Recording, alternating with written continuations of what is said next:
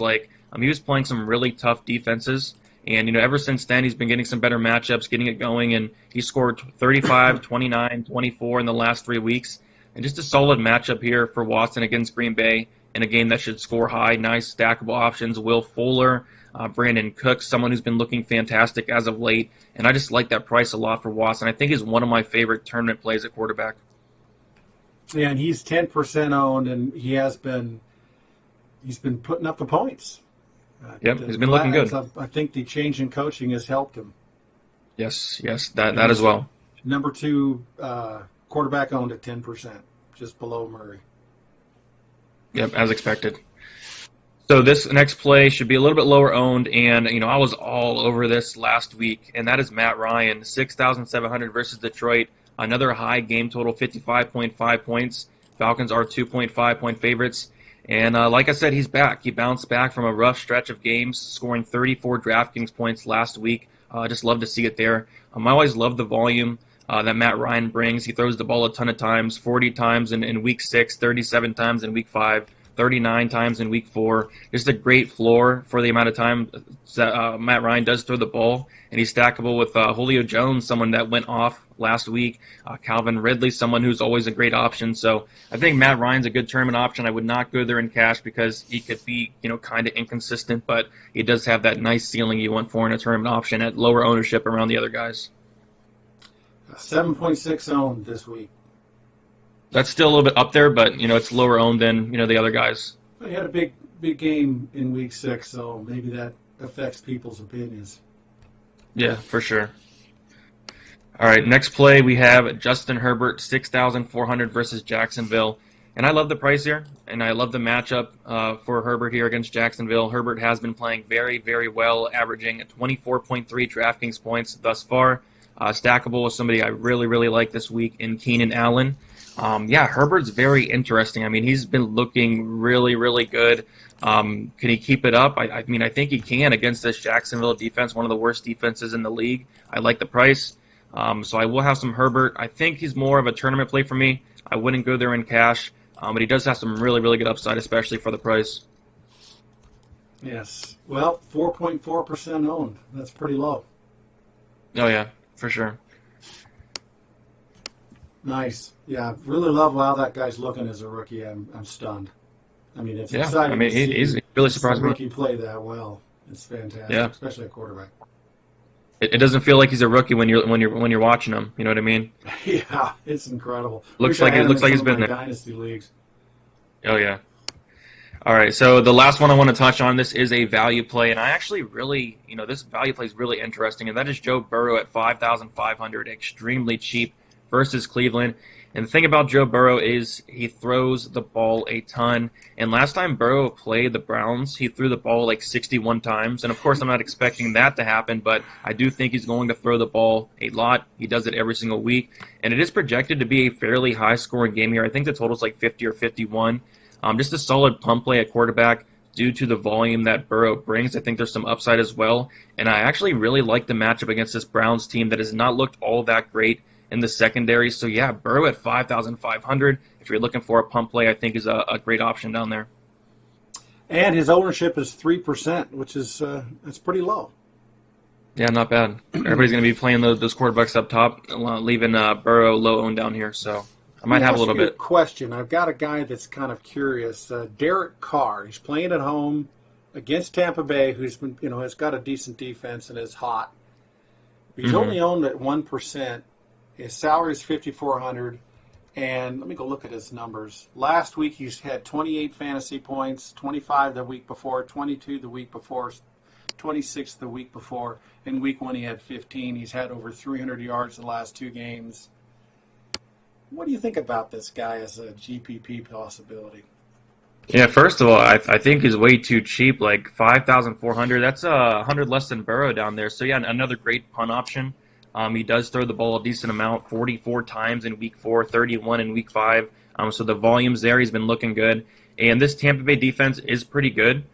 They're more good at, stopping the run. So I don't know. Maybe they'll come in with a game plan of just throwing more, attacking the Tampa Bay secondary. So I think Carr, you said 1% ownership? 1% ownership, yeah. That's pretty small. That sounds good to me. I think He has a lot of upside, and yeah, that 1% is really intriguing. Cool. It must be the matchup scaring people away, honestly. But yeah, he's fine. Yeah, he's kind of lost. People kind of think about him as they just, the mental perception of Carr is just not necessarily, when you look at the numbers and you look away from the name, it's like 300-yard games, 28 points, 25 fantasy points. So, yeah, he makes you think about him, that's for sure. Oh, yeah. So getting into the running backs here, and this is probably my favorite running back play on the whole slate, and that is Alvin Kamara, 7,900 versus Carolina. 51-point game total here. The Saints are 7.5 favorites. And Michael Thomas was expected to play, but I guess they ruled him out. So I think that's going to help Kamara a lot here. I mean, without Michael Thomas, he's getting a ton of receptions. And, with Thomas returning, I still like Kamara, but I did think that would hurt his usage just a little bit. But now that there's no Thomas, I'm just going to plug Kamara in my cash games, going against the worst run defense in the league here versus Carolina. Carolina has given up the most points to running backs this year as well. Elite pass catching ability with an extremely high ceiling. Kamara is my favorite running back play. I'm curious to hear the ownership. I'm sure it's a lot of people's favorite running back play this week, but I'm going to have a lot of them. Number one running back owned 27%. He's in as expected. Lineups. Yeah, yes. He's a great cash play. Without Thomas there, they're doing everything with him. They're running with him. They're dropping the ball off to him. I remember somebody complaining that Breeze isn't throwing long. He can't throw long. Would you throw to a receiver who is not as secure in your mind, or would you dump the ball to an 8-yard throw to Kamara and have him run for another 20 yards? Yep, exactly. Going to do that. So yeah, he's an interesting play, especially I think they're at home also against the Carolina. So he's hard to keep out of your cash lineups.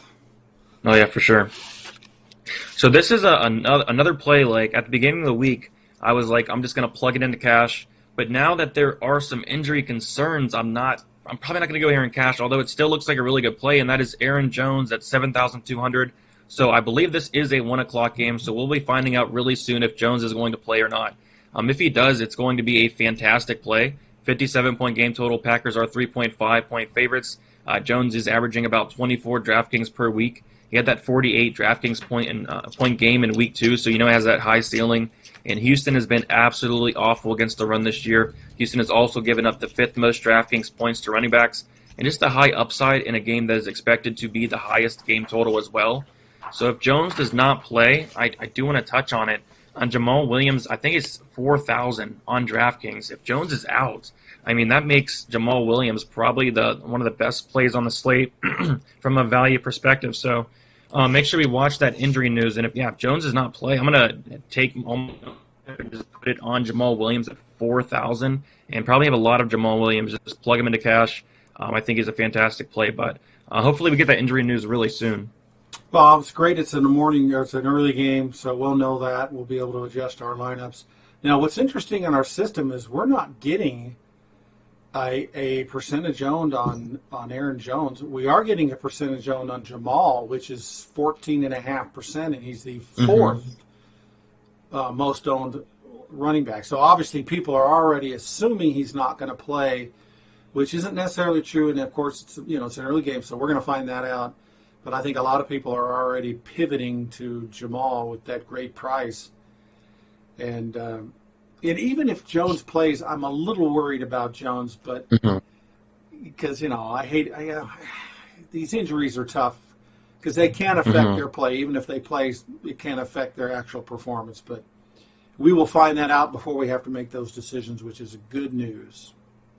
Yeah, you touched on it. If Jones is active, you never know. He could go out there and play a couple snaps, and they can bench him and hold him out for the game. So it is a very risky play if Jones is active. Hopefully they hold him out and makes it a lot easier for everybody, but we'll definitely find out soon. Cool. Sounds good. All right, Kareem Hunt versus Cincinnati here. About a 50-point game total. The Browns are 3-point favorites. In a poor game last week, which should lower the ownership for Kareem Hunt. He has a better matchup this week against the Bengals, and Hunt did score 24 points against the Bengals earlier in the year, and that was with Chubb playing. He's going to have that 20-plus touch upside against this Bengals defense that is not great versus the run.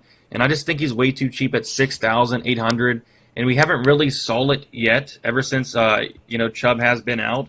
But that's because he's been playing some really tough defenses. Pittsburgh, one of the best defenses in the league. The Colts, one of the best defenses in the league. And now he finally gets a lot softer matchup against the Bengals here. So I am expecting Hunt to do very well. Curious to hear the ownership. Hopefully the poor game against Pittsburgh scares some people off. But I like Hunt a lot, especially in tournaments. Yeah, no, it didn't. He's the number 2 owned running back at 22%, so he's still pretty high up there. Mm-hmm. I think it's just such a tempting matchup, and he's still a little hurt. I hope that doesn't cause a problem. I think it was pretty much Pittsburgh. It's just so hard to play at Pittsburgh.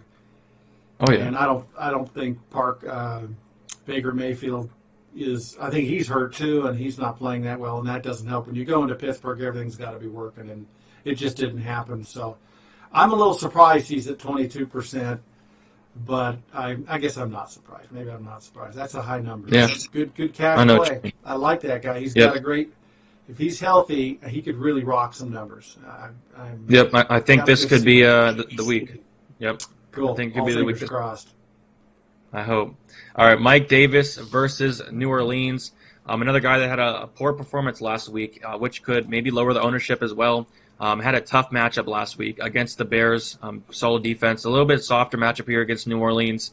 Only 2 receptions on 3 targets last week, which was very weird because we're used to seeing him get like 10 targets, like 6, 7, 8 receptions. So only getting 2 receptions. And the Bears did a really good job at shutting down that passing game. So like I said, better matchup here against the Saints. I don't see the Saints being able to do what the Bears did there. Should get back to that elite pass catching ability. The price is very intriguing at 6,600. I think a lot of people may forget about Mike Davis. I still think he's a very good play. I will have some Mike Davis. More of a tournament play for me. I already have the guys I like in cash. He's not really one of them, especially with all the value opening up. We'll talk about some guys like Jamal Williams would be a nice cash play. Bernard. I don't think you have to go up and get Mike Davis, but I think he's more of a tournament play. And his ownership is 9.8%, so a little higher than you'd like in GPP, but probably tolerable. Yeah, for sure. Last week it was very high owned, and he did not do well. So yeah, a little bit lower owned here. A few more targets in the pass game. I think that's where you get the frosting on the cake with Mike Davis. Yeah. All right, so this play is a really good one, and it's going to be really chalky as well, but I'm going to eat the chalk here, and that is Giovani Bernard at 4,500 versus Cleveland. You got that 50-point game total. The Bengals are 3-point favorites. So Joe Mixon is out, and so Bernard should get a lot of work this week. And even with Mixon playing, he's out there catching balls, so he's going to have that pass-catching ability. Great play here at a very cheap price. Just the ownership is something to think about. And it's kind of hard to get off of it, but if you're playing, a lineup and you want to get off that, high-owned Bernard play, you could go elsewhere, but I'm going to have a solid amount. I'm going to plug him in cash. In a high-scoring game, I do think he could find the end zone once, maybe twice. So Bernard's one of my favorite plays from a value perspective at running back. Yeah, third most owned running back, 19.6%. With that low salary, it just makes sense that he's going to be a high percent more of a cash play. I don't know what his ceiling is, but he can play. He can do well. Obviously, he can catch the ball. And knowing that he's the running back, he's the number 1 running back this week with Mixon out, just definitely is an attractive play. No doubt about it. It's going to be interesting to see how they use Bernard because they were giving Mixon like 30 touches each week, the past couple of weeks. So is he going to get 30 touches? Maybe, probably not, but I still think he'll get a bunch. That would be a ton of touches. I don't think he'd get that much, but I think he's worth the 4,500, that's for sure. Yeah. All right, next we got David Johnson, 5,300 versus Green Bay. Should be a very high-scoring game here with the highest projected total on the slate and just decent volume for David Johnson. The price is really intriguing at that 5,300 mark. At least 18 touches in the last 3 weeks, so he's getting some decent work here. 20 touches on the highest projected total on the slate sounds pretty good to me here. I just think he's way too cheap at 5,300. I know he hasn't been all that great, but in this Texans offense, This week, with that high-scoring game, I would not be surprised at all if he was able to find the end zone, which would be nice. And so 5,300, I will have a little bit, but like Bernard, I'd rather play Bernard at like 800 cheaper. But if you want to get a little bit different, I think Johnson will be. I don't know what's Johnson's ownership.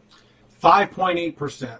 So it's So if you want to get a little, if you want to get a little bit different, you can play Johnson there. But I'd rather play Bernard. I got you. David is, not who he was when he played for Arizona, so I'm not sure what his ceiling is as far as, being able to have a blowout game. He could still do it. He's still important to that team. But, 5.8 is a nice ownership. It's getting down there a little bit, which is good. Mm-hmm. All right, and then so we touched on Bernard. We touched on Jamal Williams. I think those are very, very good punt options. But if, another punt option I like is Antonio Gibson, 5,000 versus Dallas. Usually they are trailing in a lot of their games, leading to we've been seeing a ton of McKissick. But, what surprised me is they're actually a 1-point favorite today. So that should probably give Gibson some more work here. They're not going to be behind, trailing. And he does have pass-catching upside himself. I think he's, had a couple of receptions in the past couple of weeks. I think like 3, 4, 5 receptions in the past couple of weeks as well each game. 15 total touches or even more than that. I think there's some decent touch upside in this game against a very poor defense in Dallas. And 5,000 is intriguing. I don't know how much I'm going to have. I try to stay away from this Washington offense, but I do think he's a solid play at probably really low ownership. Yeah, he's at basically 3% ownership, which is nice and low. Now, just going and looking at his weekly total, he started week 2, he had 12 fantasy points PPR, then 15 the next, and then 22 in week 4 against Baltimore at home. Nice. And then he's kind of trailed. He's gotten 10 and 9 the last 2 weeks. And McKissick's been getting a lot of catches. I haven't really watched the games to see what's exactly happening. But he's playing against the Dallas Cowboys. How can you not give this guy a few opportunities in your DFS? You almost have to play him somewhere. That the ownership is low. And, I don't know if those two players, McKissick and him, fight off playing time. Perhaps McKissick's is more third downs. And, of course, I apologize. I haven't actually looked at film to see that. But, I like this play because people have kind of gotten away from him because of the last 2 weeks. Getting that 10 and 9 points isn't really what you want in DFS. So it could be a really good play this week. And McKissick may be a good play, too. Maybe both of them do well. Yeah, against this Dallas defense, you never know. Yes. Let me see what McKissick, just a sec here if I can do something. Go here. I'll look it up. And McKissick. Yeah, McKissick 4,300, 4,600. So around that Bernard. Around that Bernard 1.7% owned, so McKissick's even less owned. Yeah, I think he's fine play. All right, so we're gonna get into the wide receivers here, and DeAndre Hopkins 8,200 versus Seattle. You have that 56-point game total. The Cardinals are 3.5-point underdogs. Seattle has given up the most DraftKings points to wide receivers so far. Hopkins did have a poor performance against Dallas, which is what was really crazy to me. But he has another really good opportunity here against one of the worst passing defenses in the league in Seattle. And last week he did have 8 targets, but only 2 receptions. It looked like Murray missed him a lot. And I remember watching the game, and he was open, like wide open a bunch of times, and Murray just could not get him the ball. So hopefully they clean that up a little bit. But Hopkins still has, one of the highest ceilings on the slate at this wide receiver position. The matchups there, fantastic matchup, against Seattle in a high-scoring game. Potential shootout. I think Hopkins is a very good play, but I do want to say I think he's questionable. I'm assuming he plays, but just something to think about. I don't think he's 100%. I don't think he was 100% last week. They said he's dealing with something. Maybe I think it's an ankle, maybe. Yeah, but he's got an ankle issue. Ankle, yeah. So I'm assuming he does play, and even Hopkins at like 75-80%, he's going to have a ton of upside. Well, he's playing Sunday night, which is really bizarre that's part of the DraftKings and FanDuel things because I think they moved that game, and so they kept that in, which is interesting. So obviously you're not going to know whether he's going to play, but he plays a significant percentage of the time when he's questionable. And he's at 14.5% owned, which is the third most owned wide receiver. So there's your data. You can rely on this guy when he's injured, but it still annoys me, to put that much salary in a guy who's injured. But obviously he's an incredible player, and it's been working well. And they didn't catch him. That was a weird game last week. They did miss him a few times. He was a little bit annoying, I could tell in watching the game, but definitely a good play. Yeah, it's interesting. I mean, I'm used to seeing Hopkins like a lot higher owned than that, so I think this injury is kind of scaring people off, and sometimes that's a good thing because a lot of people were scared off of Julio Jones last week with that injury concerns, and he scored 40-something points. So, yeah, it could be one of those plays that goes off at low ownership. He certainly has the ceiling that you like. Yeah. All right, ceiling. so the next – very high. Another guy with a high ceiling here, and that's Davante Adams, 7,900 versus Houston in this very high-scoring game. And, especially if Aaron Jones does not play, I think Adams will get even more work. He did have 10 targets last week, 6 receptions, only 12.1 DraftKings points. And I just love the matchup here. I love the game in general that's going to score really high, and you can always count on Adams for 10-plus targets. He is a huge part of this offense, and if you're going to take out Aaron Jones, I think Adams is going to have a ton of target upside. In week 1, he had 17 targets. I think that's definitely possible here. I think he's one of these plays, especially at 7,900, which, you could say that's expensive, but for Davante Adams, I think he has that upside of someone up there in that price range. Like Michael Thomas is someone that gets priced up to 9,000. I think Adams has that upside that Michael Thomas does. So give me Davante Adams here at 7,900. I think he has a huge ceiling, and I like the matchup. And he's the number one owned wide receiver at 19%, which 19 is pretty high, but we've seen a lot higher, like you said, especially with Hopkins. So that's not bad. That's definitely a cash play. I'm not sure about GPP, but yep, that's excellent. Yep, I have Adams in my cash for sure, and I think he's pretty solid in tournaments with that upside. All right, getting into the next one, Kenny Golladay, 6,700 versus Atlanta. Really like the matchup here, averaging 17 DraftKings points per game, getting around that 7 target mark per game as well. Just a really good matchup against this poor Falcons defense. This defense I do like targeting week in and week out. Should be a decently high-scoring game as well. Should get many opportunities to score here. He's done well so far this year. I mean, he's being really consistent, scoring about 17 DraftKings points per game, but he hasn't really had that breakout game yet that we'd like to see. I think this could be a potential breakout game for Kenny Golladay against this defense. He has that upside to do it.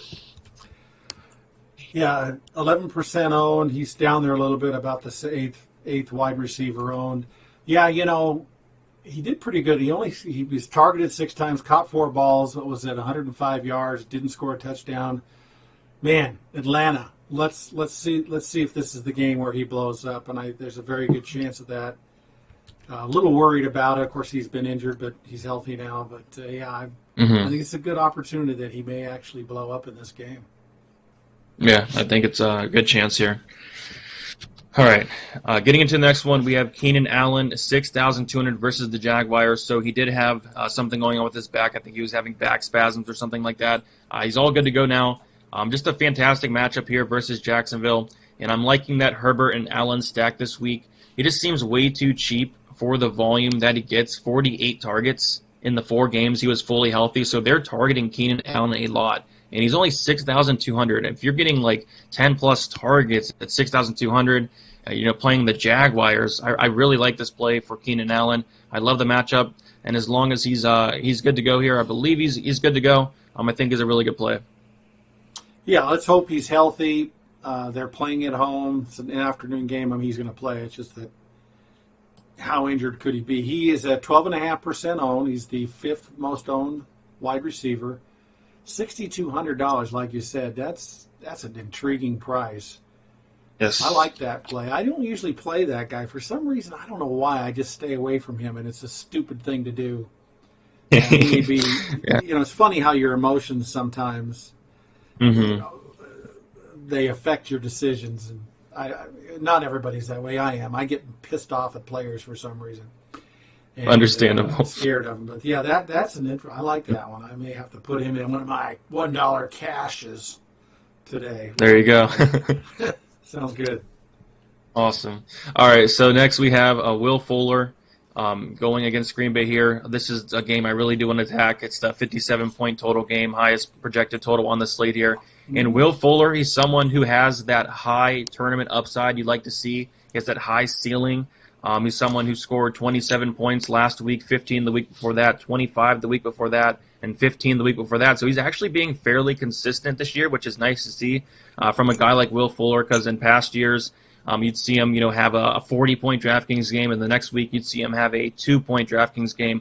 So it's nice to see him being fairly consistent. And, of course, DeAndre Hopkins was playing last year, so that helps out a ton. And Will Fuller is now the number one guy. 6,800 is actually really, really intriguing in a game like this, and a game that's going to score high. Watson's number one target. I like Will Fuller a lot. I'm going to have a lot of lineups with that stack of Watson and Fuller. At 6,800, I think it's way too cheap there. Yeah, that does sound cheap. He's 8.3% owned, so he's down a little bit more than who we've talked about already. Not too a bad bad number. Yeah. He has that big upside. Definitely. And we really haven't seen a huge, huge game from him yet this year. Mm-hmm. So, he's due. Yep, he is due. All right, getting into the next one, Terry McLaurin, 5,800 versus Dallas. 46-point game total. Washington is a 1-point favorite. Amazing matchup here against Dallas. Dallas has given up the second most DraftKings points to wide receivers this year. Tons of targets each week. 12 last week. He's averaging 9.5 targets on the year here. And you can't really ask for a better matchup against Dallas. And I really like McLaurin. I think he's very talented. It's just the concern of the QBs in Washington. Not all that talented, but McLaurin's a very talented guy. If he had a better QB, he wouldn't be priced 5,800, but he's still going to get a lot of targets. He's still going to have a lot of upside. So I think McLaurin against Dallas, I think it sounds good to me at that price. 14.4% owned, fourth highest owned receiver. And again, he's been fairly well owned. He's done great. He's been, the number one guy there, even though it doesn't really seem to matter a whole lot about who's the quarterback. It is definitely a concern. But it's the Cowboys again. We got another Cowboy situation where it's kind of hard not to put this guy somewhere in your lineups. Yeah. All right, so I do want to touch on real quick two guys I'm going to kind of talk about them together here, and that is DJ Moore and Robby Anderson. I just think they both are probably going to be a little bit overlooked this week. I'm curious to hear both's ownership. Both have a lot of upside as well, and they're just way too cheap. Anderson is 6,000, and Moore is 5,600. I don't know. I think people are kind of forgetting about him here. I mean, they had a tough matchup last week, a little bit of a better matchup here, and I just think that the prices are just way too cheap here. And it should be a lot easier matchup. They played the Bears last week, and they're going to be playing the Saints here. So, yeah, I think I might sprinkle some of them in my lineups. I think both could go off here. I don't know which one. It's hard to get them both in the lineup, but you can go out there and play one. DJ Moore, 5,600, I think is a good one, and they're both going to get a lot of targets. I think Robby Anderson actually, before last week, had more targets than DJ Moore, but DJ Moore had like an 11-target game last week. So I think Moore's a little bit ahead now. So my preferred play would probably be Moore at that price. I mean, 5,600 is way too cheap, but what's the ownership on these guys? Yeah, DJ Moore is 5.3%, and Robbie's ahead of him at 7.6%, which doesn't surprise me because Robbie's been doing more fantasy points, but DJ Moore obviously he's starting to get more targets, so that helps him, and the price is cheaper. Yeah, 11 targets last week. So, yeah, I'd probably go with the Moore way because he's cheaper and he's going to be lower owned. So, something to think about there. All right, next we have Christian Kirk, 4,900. So, Hopkins is questionable. If Hopkins does not play, I think Kirk is a very, very good play. If Hopkins does play, I think Kirk is an okay play. A huge total here, 56 points, averaging 11.1 DraftKings points per week. And Seattle has given up the most DraftKings points to wide receivers this year. Cardinals are 3.5-point underdogs.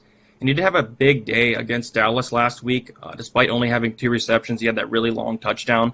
And he has scored 22, 12, and 10 the last 3 weeks, so he has been fairly consistent. Just a high game total in a game that the Cardinals should be trailing here, potential shootout. But like I said, if Hopkins does not play, I'm very, very intrigued by Kirk. Yes, and isn't that a morning? No, that's not a morning game. That's a Sunday night game. So you're going to have to roll the dice on that. Ironically, his least amount of targets in the last 3 games, only 3 targets, and he had his best game. And of course, the long pass. What a great catch! He just barely got that ball out there. He's owned at 5.5%. So, maybe that's up, probably up from last week, because obviously a big game usually causes people to look at him. Mm-hmm. So he's, like you said, Hopkins is probably going to play. So you got to make a decision kind of based on something you're not going to know because it's a Sunday night game. Mm-hmm. That's tough. That's a tough one. Mm-hmm. All right, next we have Deontay Johnson, 4,200 versus Tennessee. 50.5 point game total. Steelers are 1-point underdogs, and he's expected to play this week. I know he's been battling some injuries, and he should probably go back to that wide receiver 2 role. And I know Claypool has been fantastic, but he's actually over. Claypool is more priced than Juju Smith-Schuster. And if you would have told me that at the beginning of the year, I would have probably called you crazy. But it's happened. I mean, Juju has not performed all that well. And I don't know if he's battling injuries or what, but that's very concerning how he's getting outplayed by Claypool. And Deontay Johnson outplayed him, I think, week 1 and week 2. So I think Johnson at 4,200 could be that maybe number 1 or maybe number 2 guy this week at a very, very low price. And when he's healthy, he's done very well, scoring 23 and scoring 10 as well. He also had 23 targets in 2 games. So Ben Roethlisberger really, really likes this guy. And but yeah, like I said, Claypool, you have Juju, and you have Johnson. Pittsburgh does throw the ball a lot, so I think Johnson at 4,200 still has some really good upside. 5.9% own is Deontay Johnson. And just for the shits and the giggles, Chase Claypool is 3.8%. And like you said, he's got 5,700 versus Deontay's 4,200. And Juju, my dyslexic eyes could show me, he's at 4.4%. So he's in between those two as far as ownership. Man, if I knew Deontay was really healthy, I really want to play this guy. This Claypool's incredible. It's just stunning what he's doing. Yet, Deontay, if he's healthy, is the guy who's going to be getting more targets, in my opinion. And I think that's a really good play, especially at $4,200. You're not going to get Deontay the rest of the year that cheap, assuming he stays healthy. I agree. I agree. Yep. All right, so I do have 2 punt plays at wide receiver I want to talk about. We'll talk about the first one here. Brashad Perriman, 3,700 versus Buffalo. So Crowder is out, and that's going to lead to more Perriman opportunities at a very cheap price. And honestly, I thought Perriman was a good play with Crowder still playing. And, seeing Crowder out, that makes him an even better play here at 3,700. Probably my favorite value wide receiver play on the whole slate. I think he has a lot of upside. They don't have many, they don't have many wide receivers for the Jets. And I know the Jets haven't been all that great, but Perriman should be fine here at 3,700. Should get a decent amount of targets. Yeah, I don't think Crowder is 100% out yet, although it looks like. I don't think official thing doesn't come out for another hour. And it's an early game, so you'll be able to make that double check. Yeah, but yeah. I think I said. Go ahead. Go ahead. No, you. Yeah, Perriman's a fun one. 3.8% owned. Yes. Very low owned. $3,700. Now it's the Jets. Yes. But you've got a lot of opportunity there. Somebody's going to get a few balls, and he doesn't need too much to wrap up some points. Yeah, we've been seeing Crowder do very, very good. So yeah, if Crowder's out, I believe he's doubtful. Perriman should go right into that Crowder role at 3,700. So not a bad option. Yeah, that's definitely a good play. Denzel Mims is back too. He's there. I don't know what he's going to do, but at least we ought to start watching that guy, see what he can do as a rookie. I'm sorry. Go ahead. He's 3,000 today. That's pretty low. Is that minimum the price? Yep, that's the bottom. So I don't know. Think I'll play him, but I'm going to watch him. Yeah, something to think about. Yeah. All right. So lastly, I do want to talk about one more. That is Demarcus Robinson at 3,400. Do you know if Sammy Watkins is playing or not? I'm pretty sure he's out. I think He's out. Okay, so awesome. Pretty sure. So I like Robinson here at 3,400 then. He saw 6 targets last week, and 3,400, another really good pump play here with some upside. And we saw him we were expecting McCole Hardman to kind of go into that Watkins role. Is actually Robinson. So, yeah, if Watkins is out, then, yeah, I think Robinson 3,400 has a lot of upside. I think this price is a little bit off. So, yeah, I think he has some upside here against Denver. Fantastic. Let's see. We already discussed he's 3.6% owned is Demarcus Robinson. Not bad. Yeah, not bad. He's probably a little higher because of what's been going on with Watkins. Yeah. But still, there's a lot of high. No, not at all. A lot of value plays at wide receiver this week. Yeah, and too bad we can't start more receivers. Yeah, I agree. All right. So getting into the tight ends, I know you had somebody you wanted to touch on real quick. Oh yeah, I was. It was interesting with Buffalo, and a lot of their tight ends are put on the COVID list, and they've got Tyler Kroft and a rookie is all they pretty much have at tight end now. Tyler Kroft, he scored 18 points against the Rams in Week 2, and he's done literally almost nothing the rest of the year. So he's a complete wild card. But, you're trying to find these guys who can have these games every once in a while. He's only 1.2% owned right now. 1.2? Okay. His 3,100 is not ultra low of a salary, but I don't know. He's just a guy you should consider, especially in GPP, because if he does what he did in Week 2, that's a very valuable opportunity. But he's got a ceiling, he's got a floor that is low. Yeah, that is true. But you're right. He had that really big game in Week 2. So Buffalo has been not playing that well, I think they want to come back. They're at the Jets. They're at the Jets. At least it's against the Jets. It'd be nice if it was a home game. But anyway, I'm not sure what I'm going to do yet. I got a couple more hours to think about that one. I like it. He's the only Bills tight end pretty much, so I think it's a solid play there. Watch the rookie go out and get 5 catches. I don't even know the guy's name off the top of my head. Yeah, me either. Fire away. All right. Okay, so Darren Fells at 4,100 versus Green Bay. So Atkins is questionable. If he is out, I think Fells can get even more volume here. And Fells has actually been doing very well, scoring 34 DraftKings points in the past 2 weeks combined. 7 targets last week. The number one tight end for the Texans here and what's projected to be the highest scoring game on the slate at only 4,100. I think this is a high upside play. Probably wouldn't go here in cash. I think it's fine in cash, but this is more of a tournament play for me.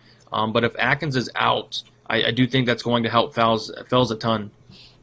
Yeah, 2.3% own, a nice low number there. And like you said, it's a morning game. It's a morning here because I'm in Mountain Standard Time.